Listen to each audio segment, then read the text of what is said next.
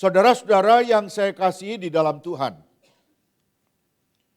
benarkah kalau kita punya banyak uang, maka hidup kita ini merasa puas? Benarkah kalau kita itu kuliner ke sana dan kemari, hidup kita jadi puas? Kalau ada restoran buka, kita datang. Kalau kita keluar negeri, kita cari restoran yang bagus. Kita disebut sebagai orang yang jago kuliner. Benarkah kalau kita banyak pengalaman kuliner, maka hidup ini puas? Benarkah kalau kita itu tahu tempat mana-mana di dunia ini, maka itu tandanya kita puas dalam hidup ini? Pernahkah saudara bertanya, apakah rahasia kepuasan hidup ini? Sebab kalau kita itu hidup sekali nggak puas, maka sia-sia kan hidup. Seorang filsuf Prancis namanya René Descartes pernah berkata, cogito ergo sum. Saya berpikir, maka saya ada. Kehidupan yang tidak pernah ditanyakan, kehidupan yang tidak pernah dipikirkan, maka kehidupan itu tidak layak untuk dijalani katanya. Kalau kamu hanya selalu bilang hidup ini mengalir saja, ya pokoknya mengalir sajalah, gak usah terlalu banyak mikir. Maka menurut René Descartes, dia berkata bahwa hidup yang semacam itu tidak layak untuk diperjuangkan, tidak layak untuk dijalani. Sebab hanya kalau engkau berpikir, maka engkau benar-benar ada.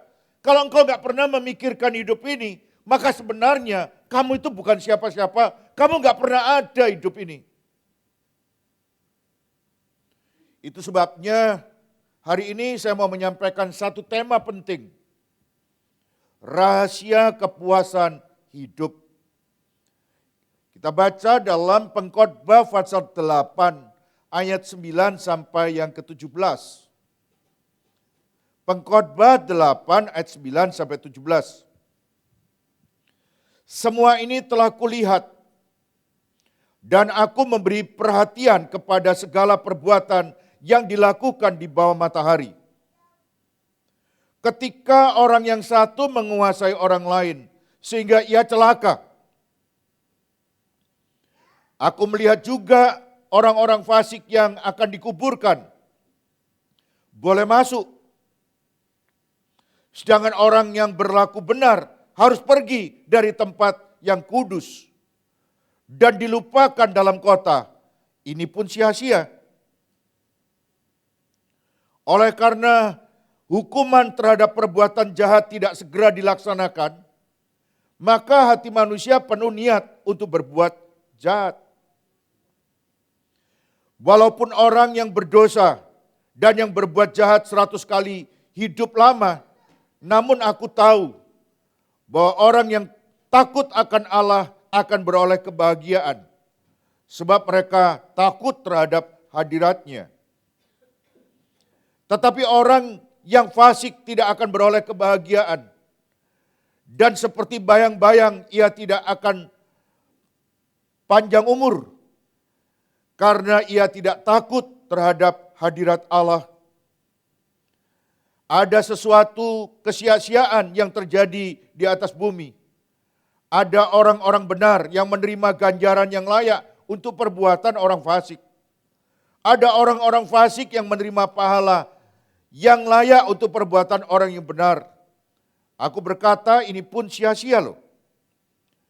Oleh sebab itu aku memuji kesukaan karena tak ada kebahagiaan lain bagi manusia di bawah matahari kecuali makan dan minum dan bersukaria.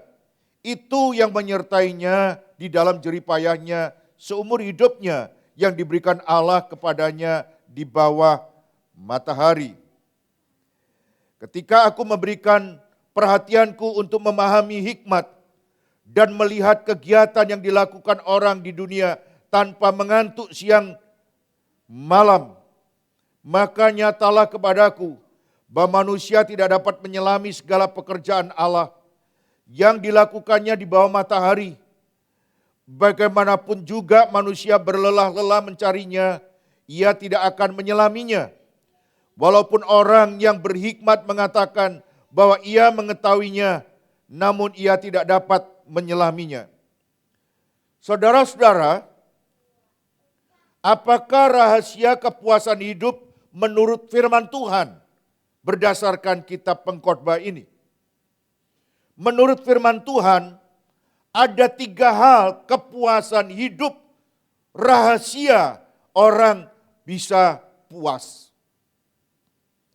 Jadi kalau saudara tidak mengetahui apa rahasia kepuasan hidup, maka sebenarnya saudara itu tidak pernah tahu bahwa kepuasan hidup itu sebenarnya berdasarkan firman Tuhan bagaimana. Yang pertama, saudara-saudara, orang itu dikatakan puas kalau memiliki takut akan Allah. Coba lihat ayat 11 dan 12. Oleh karena hukuman terhadap perbuatan jahat tidak dilaksanakan segera, maka hati manusia penuh niat untuk berbuat jahat. Walaupun orang yang berdosa dan yang berbuat jahat 100 kali hidup lama, namun aku tahu bahwa orang yang takut akan Allah akan beroleh kebahagiaan. Alasannya, sebab mereka takut terhadap hadirat-Nya. Saudara-saudara, orang memuaskan hidup dengan terus berbuat jahat karena merasa bahwa tidak ada hukuman yang akan didapatkan. Yang korupsi tetap korupsi, yang berbuat jahat tetap berbuat jahat. Dan orang menanti-nantikan hukuman apa yang akan diterima, entah dari pemerintah, entah dari Tuhan. Tapi ternyata tidak ada satupun hukuman yang menimpa orang-orang itu. Olehnya kita kadang-kadang yang hidupnya takut akan Tuhan, jadi kepingin berbuat jahat juga. Karena gak ada sanksinya. Ada fakta yang seringkali ada di depan kita dan sangat mengganggu. Kenapa orang yang hidup jahat itu gak pernah dihukum, hidupnya enak dan lebih lama daripada orang yang hidupnya benar? Dan lalu kita berpikir sebaiknya dan sebetulnya kita kalau seandainya jahat juga gak ada sanksinya apa-apa. Buat apa jadi orang Kristen yang sungguh-sungguh dan takut Tuhan? Sebab yang jahat aja loh gak diapa-apakan. Sama pemerintah gak dihukum. Dan sama Tuhan seolah-olah tidak ada sanksi apa-apa. Tetapi menurut pengkhotbah, orang yang takut akan Tuhan saja yang akan beroleh kebahagiaan dan kepuasan. Karena alasannya sikap dan takut hormat kepada Tuhan itu adalah ukuran kepuasan dan kebahagiaan. Bukan melakukan kejahatan. Saudara-saudara yang saya kasih di dalam Tuhan. Kalau ada orang yang bercita-cita ingin berbuat jahat karena nggak ada sanksinya, mereka nggak dihukum, nggak ada yang lihat, maka sebenarnya itu adalah sebuah kesalahan besar. Karena itu bukan kepuasan hidup. Kepuasan hidup itu kalau kita hidup takut akan Tuhan. Dalam sejarah gereja, ada seorang tokoh yang bernama Fransiskus dari Assisi. Dia adalah santo yang beragama Katolik. Dia menjalani hidup ini secara sederhana. Dia bukan orang yang kaya, bukan orang yang punya. Dia hanya seorang santo. Tapi ia mempunyai sebuah keyakinan bahwa Allah akan memelihara dalam hidup ini. Itu sebabnya kalau melihat orang, jangan kepingin dijahati. Kalau melihat alam sekeliling, jangan terus kepingin dirusak atau dieksploitasi terlampau berlebihan, sehingga alam tidak lagi bersahabat.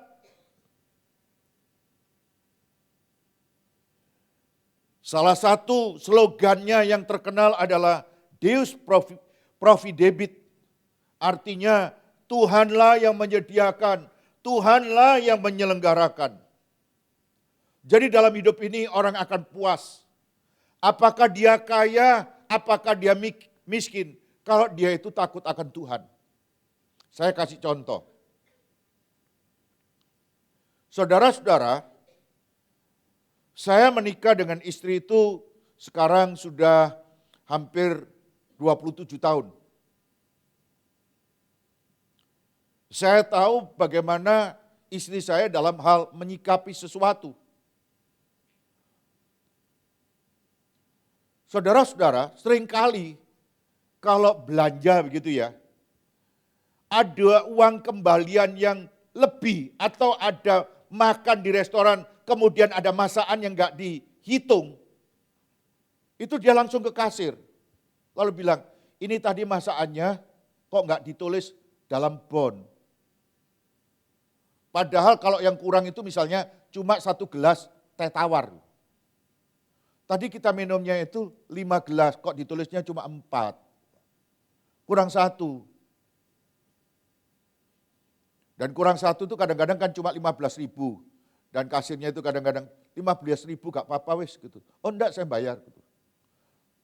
Dan kadang-kadang sudah jalan adok itu balik gara-gara 15.000. Kalau orang nggak takut Tuhan, puji Tuhan, beli ini 5, dihitung berapa? 4. Lain kali makan situ lagi, soalnya orangnya nggak teliti. Halo? Betul nggak? Ternyata ada loh sikap yang merasa gelisah sebab sadar bahwa itu nggak pas. Dia hanya puas hidupnya kalau tepat seperti yang hidup itu sesuai dengan Tuhan mau. Tidak banyak loh orang itu yang hidupnya takut akan Tuhan sekalipun Kristen. Sebab selalu menganggap, gak apa-apa. Kan enak toh dihitungnya lebih kecil daripada yang kenyataannya. Kan itu berarti kita untung. Saudara-saudara, seringkali kan kita itu begitu, beli kopi 2, dikasih 3, bayarnya cuma 2. Lalu kemudian cepat-cepat keluar dari kasir dengan hati sukacita, puji Tuhan orangnya lali. Aku beli 2 loh tapi dikasih 3, lumayan ini, bonus. Tidak ada perasaan gelisah, takut akan Tuhan, bahwa itu enggak benar. Halo? Setuju enggak saudara? Iya. Permisi tanya, sering mana kita itu melakukan hal-hal yang seperti itu karena takut akan Tuhan. Dan puas kalau hidup itu sudah cocok dengan gelombangnya Tuhan. Atau hidup itu seperti orang fasik. Melakukan hal-hal yang tidak seharusnya kita lakukan. Nanti kan kita habis. Ingat loh, Tuhan itu Allah yang menyediakan. Jadi kepuasan hidup itu tidak ditentukan apakah orang itu banyak uang atau enggak punya uang. Kepuasan hidup itu ditentukan apakah dia takut akan Tuhan atau tidak. Kalau kita hidup takut akan Tuhan, kita akan mencocokkan kehidupan ini sudah sesuai atau tidak di hadapan Tuhan.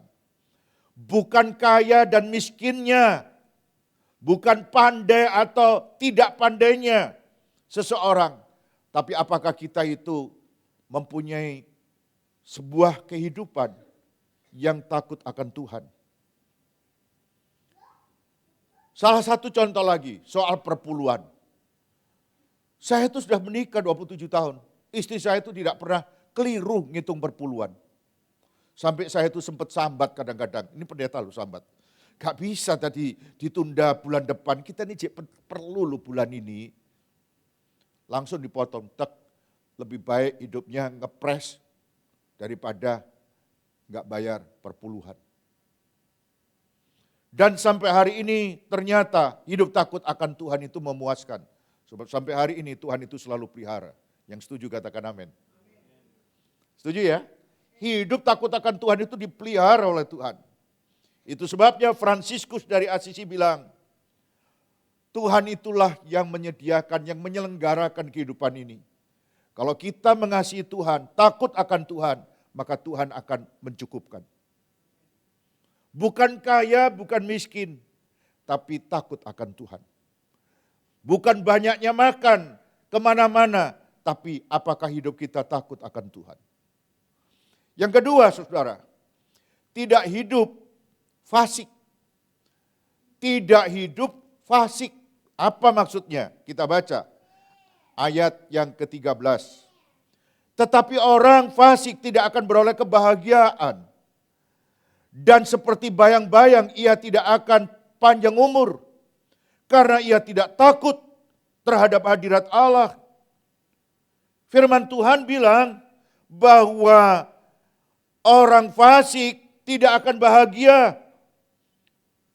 Saudara sering mendengar kata fasik, tapi seringkali kita tidak mengerti apa artinya fasik. Fasik itu artinya adalah keluar dari. Jadi orang fasik adalah orang yang keluar dari kebenaran Allah. Jadi kalau dikatakan tidak hidup fasik artinya tidak keluar dari kebenaran Allah. Itu artinya memuaskan. Sebab standar hidup itu sudah mulai bergeser setelah manusia itu jatuh dalam dosa. Tidak lagi sesuai dengan standarnya Allah. Hidupnya fasik. Tapi hari ini kita belajar. Yang pertama hidup itu puas. Kalau kita takut akan Allah. Yang kedua hidup ini memuaskan. Kalau kita tidak hidup fasik. Saudara-saudara, orang yang seringkali dikatakan orang itu loh mujur, orang itu loh panjang umur. Ternyata semua itu sia-sia kalau hidupnya keluar dari kebenaran Tuhan. So firman Tuhan bilang, tidak ada kebahagiaan dari orang yang hidupnya fasik. Orang yang hidupnya fasik menurut pengkhotbah digambarkan seperti bayang-bayang yang tidak nyata.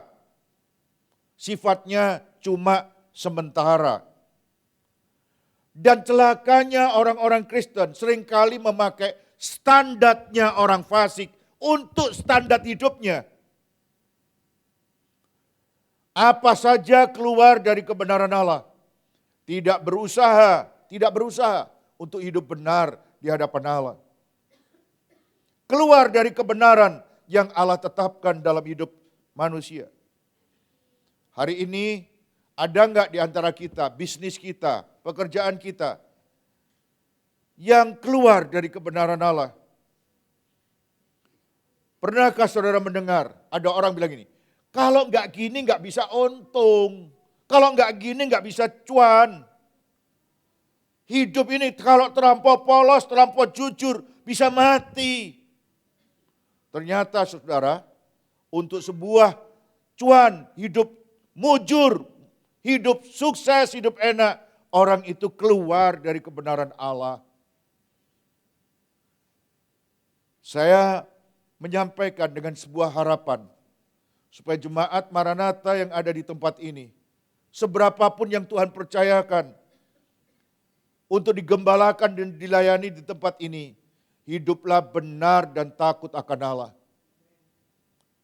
Saya melihat ada orang pelayanan, tapi bisnisnya narkoba. Kalau saya ke Medaeng atau ke Porong, orang-orang pelayanan semua itu. Inilah pelayanan di gereja anu. Iya Pak, ketangkep. Maksudnya enggak ketangkep itu jalan terus gitu maksud.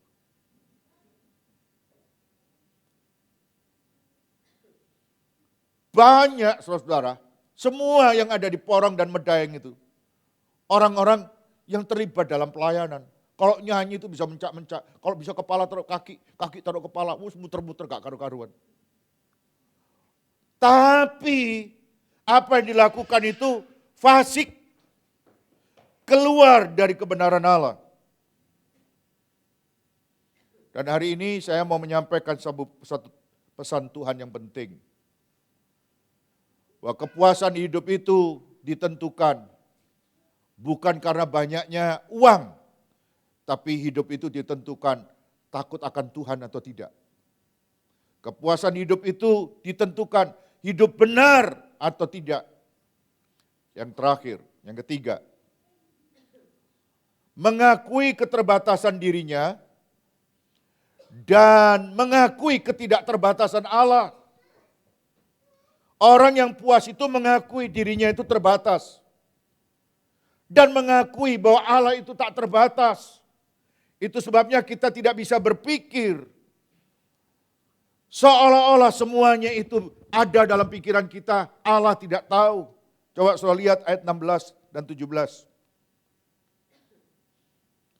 Ketika aku memberikan perhatianku untuk memahami hikmat dan melihat kegiatan yang dilakukan orang di dunia tanpa mengantuk siang, malam, maka nyatalah kepadaku bahwa manusia tidak dapat menyelami segala pekerjaan Allah yang dilakukannya di bawah matahari. Bagaimanapun juga manusia berlelah-lelah mencarinya, ia tidak akan menyelaminya, walaupun orang berhikmat mengatakan bahwa ia mengetahuinya, namun ia tidak dapat menyelaminya. Saudara-saudara, berapa banyak orang bilang, hidup ini setelah saya menjalani sekian puluh tahun, oh ternyata begini. Saya melihat banyak orang yang hidupnya itu nakal, ternyata bisa sukses. Salah saya dulu tuh, hidupnya benar. Mestinya melok-melok nakal.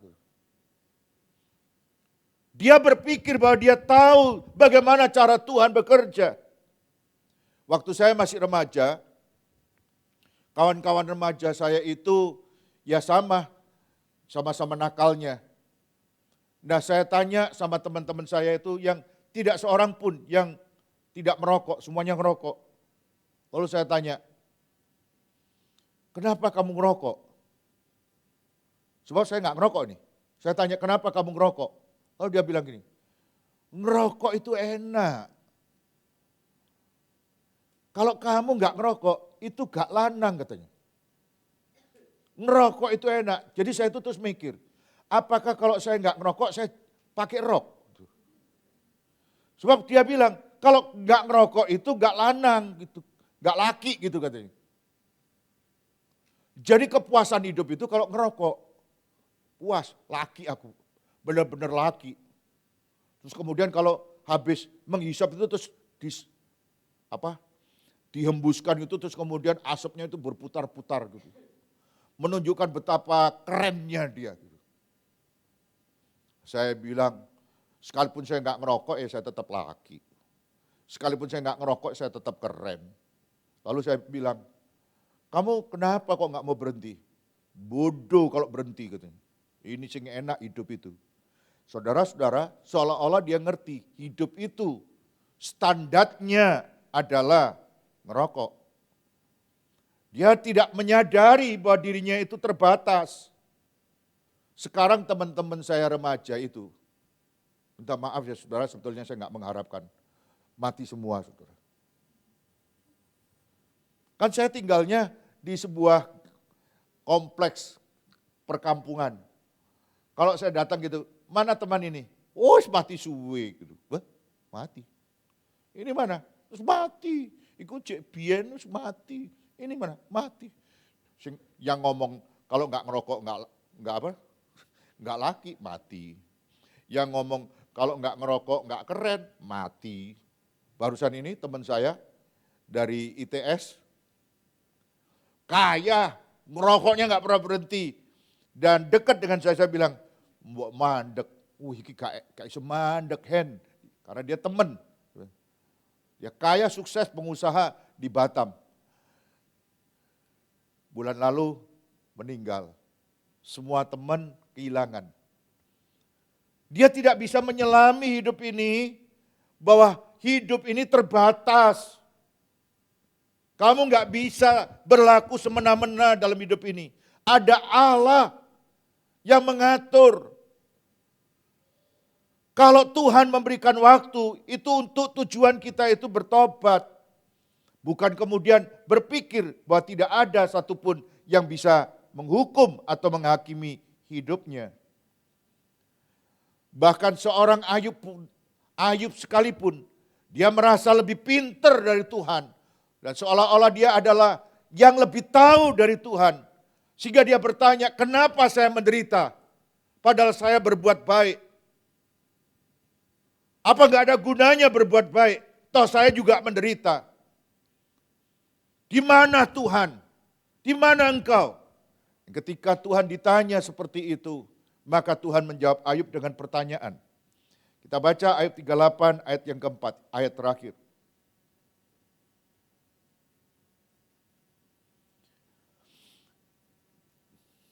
Ayub 38 ayat yang keempat. Di manakah engkau ketika aku meletakkan dasar bumi? Ceritakanlah kalau engkau mempunyai pengertian. Jadi Tuhan itu menjawab tantangan Ayub.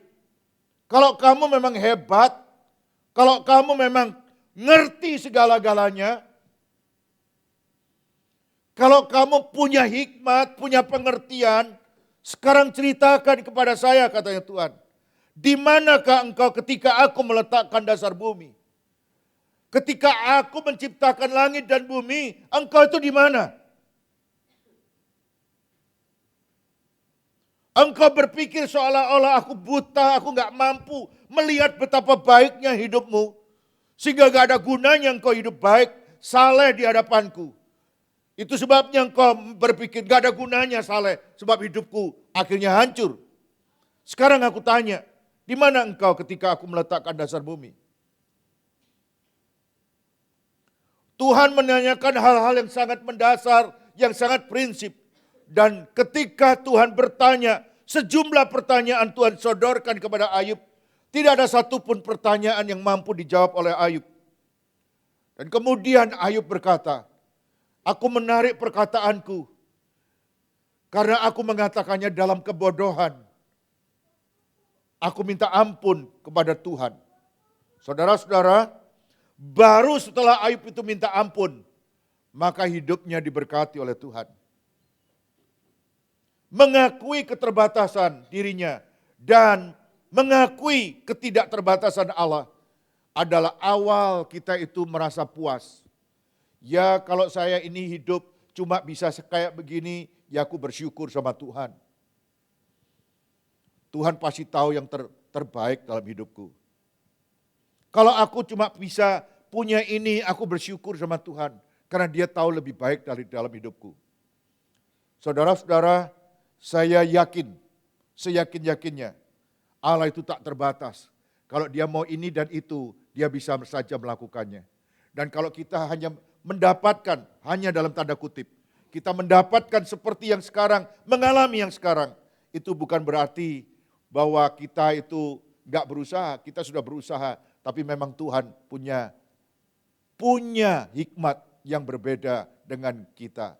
Belajarlah mempercayai bahwa kita ini tidak pernah dibuat Tuhan keliru. Tuhan itu mengerjakannya tepat seperti yang sudah dia kerjakan dalam hidup kita. Tidak ada yang salah. Bersyukur dan berterima kasih. Jangan menggerutu. Ada orang yang bilang, kenapa ya saya ini kok lahir dari keluarganya si A. Kenapa saya ini kok lahir dari keluarganya si B. Kenapa kok saya tidak dilahirkan dari keluarganya orang-orang konglomerat itu loh, kaya-kaya. Salah. Apapun yang saudara alami dan terima, bersyukur. Tuhan tidak pernah salah.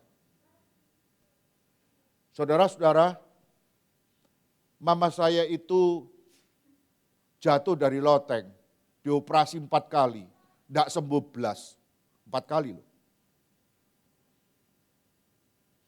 Suatu hari dalam kebodohan saya bilang begini, Tuhan kenapa kok mama saya yang lumpuh, yang jatuh dari loteng sampai lumpuh. Kenapa kok enggak mamanya orang lain aja yang lumpuh? Kok mamaku yang lumpuh? Sebab kalau mama saya lumpuh, mama saya enggak bisa kemana-mana. Salah satu contohnya, waktu saya wisuda di ITS, semua orang bahagia, orang tuanya dipanggil. Mama saya ada di rumah sakit.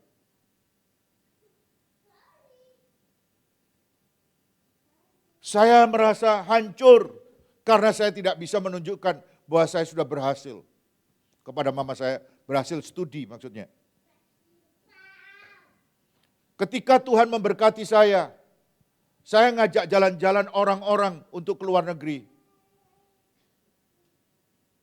Saya nangis karena saya tidak mampu ngajak mama saya jalan-jalan. Karena mama saya sudah mati. Saya nangis. Kenapa waktu Tuhan memberkati saya, mama dalam kondisi sudah mati. Saya susah, saya sedih. Buat apa saya hidup ini kalau nggak bisa membahagiakan orang tua? Tapi dalam segala perkara itu saya bilang, terima kasih Tuhan, sebab Tuhan tidak pernah salah. Pasti ada maksud Tuhan dalam segala perkara. Hidup saya terbatas, tidak bisa semau-maunya. Pasti ada Tuhan, rencana Tuhan dalam segalanya. Yang saya tidak pahami 100%. Tapi saya belajar percaya bahwa Tuhan tidak pernah salah. Tuhan memberkati.